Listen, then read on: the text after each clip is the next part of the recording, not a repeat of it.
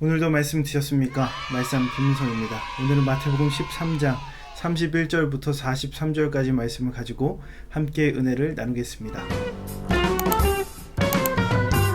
어제 말씀을 이어서 예수님의 그 비유에 대한 이야기가 계속 이어집니다. 세 가지의 이야기가 나오는데 겨자씨 비유, 그리고 누룩 비유, 그리고 가라지에 대한 그 예수님의 해석이 등장을 합니다. 이 모든 내용들은 하나님 나라에 대한 비유의 말씀이에요. 그래서 어제에 이어서 오늘도 하나님 나라의 법칙이란 제목으로 그 두 번째 이야기를 이어가려고 합니다. 그래서 오늘 본문에 드러나는 하나님의 법칙 첫 번째는 작은 충성이 큰 일을 이룬다는 거예요. 작은 충성이 큰 일을 이룬다. 먼저 등장하는 이 겨자씨는 당시의 사람들에게 가장 작은 것, 그리고 변변치 않은 것, 이런 의미로 사용되던 단어였습니다. 하나님 나라를 겨자씨에 비유했다는 것 자체가 굉장히 큰 충격을 가져다 줬던 내용이에요. 그 이어지는 비유를 보면 누룩에 대한 비유가 등장을 하죠. 누룩은 성경에서 부정적인 의미로 많이 사용됐습니다. 그런데 예수님께서 이 부정적인 의미로 사용되었던 누룩을 가지고 하나님 나라에 대해서 비유하고 있다는 거예요. 무엇을 의미하는가? 하나님 나라는 보잘것없는 것, 그리고 작은 것으로부터 시작한다는 이야기입니다. 처음부터 요란하지 않습니다. 처음부터 창대하지 않아요. 작은 충성 하나하나가, 보잘것없는 행동 하나하나가 하나님의 나라를 이어간다는 거예요. 하나님의 나라의 큰 일로 이어진다는 겁니다. 이 말은 우리에게 두 가지의 관점으로 다가올 수 있습니다. 작고 보잘것이 없기에 누구에게나 열려있다는 의미예요. 성경에 등장하는 이야기들을 보면 정말로 이런 하나님의 나라의 원리가 그대로 적용되는 것을 볼 수 있습니다. 과부의 두 렙돈, 그리고 오병이어에 등장하는 그 소년의 작은 도시락 하나, 이 모든 것들이 하나님의 큰 일로, 하나님 나라의 위대한 일로 이어지게 됩니다. 하나님께서 그 작은 것도 기뻐 받아주신다는 것이죠.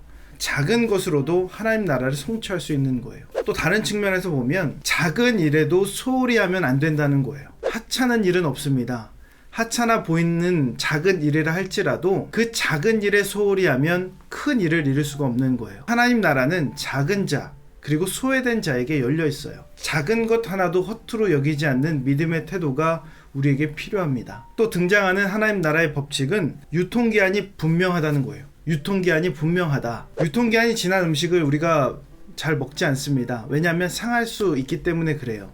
편의점이나 패스트푸드점에서 일해보신 분들은 알겠지만 당일에 소진하지 못한 그 유통기한이 지난 음식들은 그날로 다 폐기 처분을 합니다. 다 버리는 거예요.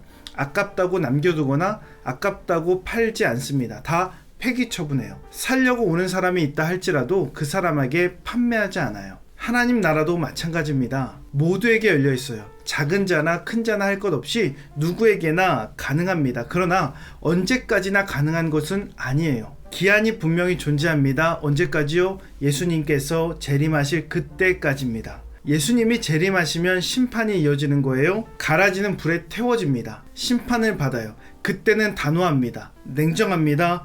예외가 없다는 거예요. 하나님의 나라는 추수 때까지가 될 때, 그때가 바로 유통기한이다라는 겁니다. 그 이후에는 늦어요. 그러므로 우리는 내일이 당연한 삶을 살아서는 안 됩니다. 내일이 당연하지 않습니다. 오늘 보았던 내일이 우리에게 다시 오늘로 주어졌을 때 우리는 하나님께 감사할 수 있어야 됩니다. 그리고 내일이 주어지지 않을 수도 있으니 우리에게 감사를 남기지 말고 아낌없이 주님을 찬양하는 삶을 살아야 돼요. 우리의 인생에 내일부터는 없습니다. 지금 당장 시작하지 않으면 내일은 우리에게 주어지지 않을 수도 있습니다.